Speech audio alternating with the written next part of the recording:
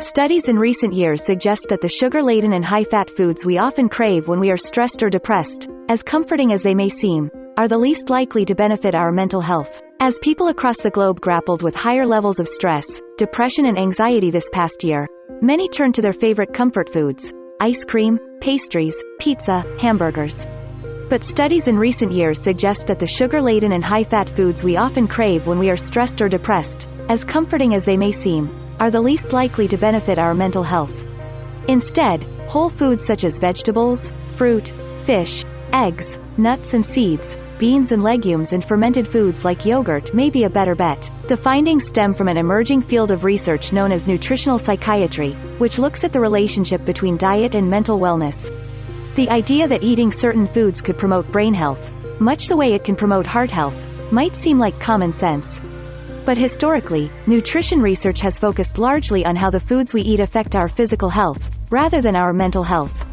For a long time, the potential influence of food on happiness and mental well-being, as one team of researchers recently put it, was virtually ignored. But over the years, a growing body of research has provided intriguing hints about the ways in which foods may affect our moods. A healthy diet promotes a healthy gut, which communicates with the brain through what is known as the gut-brain axis. Microbes in the gut produce neurotransmitters like serotonin and dopamine, which regulate our mood and emotions, and the gut microbiome has been implicated in mental health outcomes. A growing body of literature shows that the gut microbiome plays a shaping role in a variety of psychiatric disorders, including major depressive disorder, a team of scientists wrote in the Harvard Review of Psychiatry last year. Large population studies, too, have found that people who eat a lot of nutrient-dense foods report less depression and greater levels of happiness and mental well-being. One such study, from 2016, that followed 12,400 people for about 7 years, found that those who increased their consumption of fruits and vegetables during the study period rated themselves substantially higher on questionnaires about their general levels of happiness and life satisfaction. Large observational studies, however, can show only correlations, not causation, which raises the question, which comes first? Do anxiety and depression drive people to choose unhealthy foods, or vice versa? Are people who are happy and optimistic more motivated to consume nutritious foods?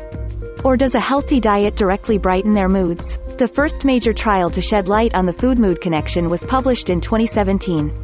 A team of researchers wanted to know whether dietary changes would help alleviate depression, so they recruited 67 people who were clinically depressed and split them into groups. One group went to meetings with a dietitian who taught them to follow a traditional Mediterranean-style diet. The other group, serving as the control, met regularly with a research assistant who provided social support but no dietary advice. At the start of the study, both groups consumed a lot of sugary foods, processed meats and salty snacks, and very little fiber, lean proteins or fruits and vegetables. But the diet group made big changes. They replaced candy, fast food and pastries with whole foods such as nuts, beans, fruits and legumes. They switched from white bread to whole grain and sourdough bread. They gave up sugary cereals and ate muesli and oatmeal.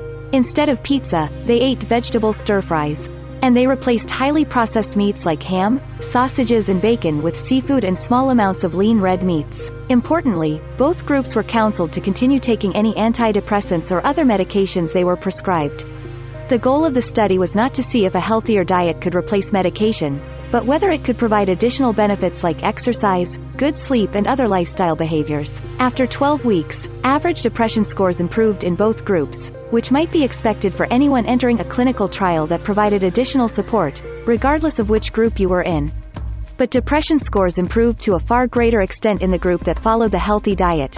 Roughly a third of those people were no longer classified as depressed, compared with 8% of people in the control group. The results were striking for a number of reasons. The diet benefited mental health even though the participants did not lose any weight.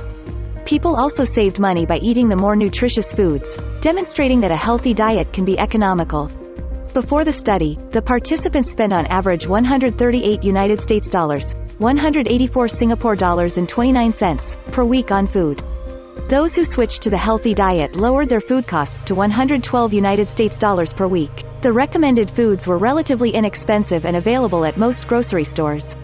They included things like canned beans and lentils, canned salmon, tuna and sardines, and frozen and conventional produce, said Felice Jacka, the lead author of the study. Mental health is complex, said Dr. Jacka, the director of the Food and Mood Center at Deakin University in Australia and the president of the International Society for Nutritional Psychiatry Research.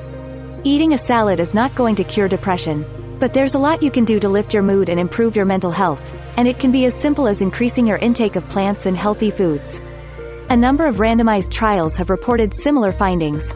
In one study of 150 adults with depression that was published last year, researchers found that people assigned to follow a Mediterranean diet supplemented with fish oil for 3 months had greater reductions in symptoms of depression, stress and anxiety after 3 months compared to a control group. Still, not every study has had positive results.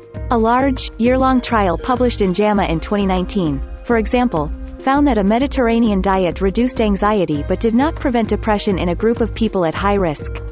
Taking supplements such as vitamin D, selenium and omega-3 fatty acids had no impact on either depression or anxiety. Most psychiatric professional groups have not adopted dietary recommendations, in part because experts say that more research is needed before they can prescribe a specific diet for mental health. But public health experts in countries around the world have started encouraging people to adopt lifestyle behaviors like exercise, sound sleep, a heart-healthy diet and avoiding smoking that may reduce inflammation and have benefits for the brain. The Royal Australian and New Zealand College of Psychiatrists issued clinical practice guidelines encouraging clinicians to address diet, exercise and smoking before starting patients on medication or psychotherapy. Individual clinicians, too, are already incorporating nutrition into their work with patients. Dr. Drew Ramsey, a psychiatrist and assistant clinical professor at the Columbia University College of Physicians and Surgeons in New York, begins his sessions with new patients by taking their psychiatric history and then exploring their diet. He asks what they eat, learns their favorite foods and finds out if foods that he deems important for the gut-brain connection are missing from their diets, such as plants, seafood and fermented foods. Dr. Ramsey published a book in March, Eat to Beat Depression and Anxiety, and founded the Brain Food Clinic in New York to help people struggling with mood disorders improve their diets. He often recites a jingle so people can remember the basics of his dietary advice: seafood, greens, nuts and beans, and a little dark chocolate. Dr. Ramsey said these foods help to promote compounds like brain-derived neurotrophic factor, or BDNF, a protein that stimulates the growth of new neurons and helps protect existing ones. They also contain large amounts of fiber, unsaturated fat, antioxidants, omega-3 fatty acids and other nutrients that have been shown to improve gut and metabolic health and reduce inflammation, all of which can affect the brain. Dr. Ramsey said he does not want people to think that the only factor involved in brain health is food. Lots of people get their food exactly right, live very active lives and still have significant troubles with their mental health, he said. But he also teaches people that food can be empowering. We can't control our genes, who our parents were, or if random acts of trauma or violence happen to us, he said. But we can control how we eat, and that gives people actionable things that they can do to take care of their brain health on a daily basis.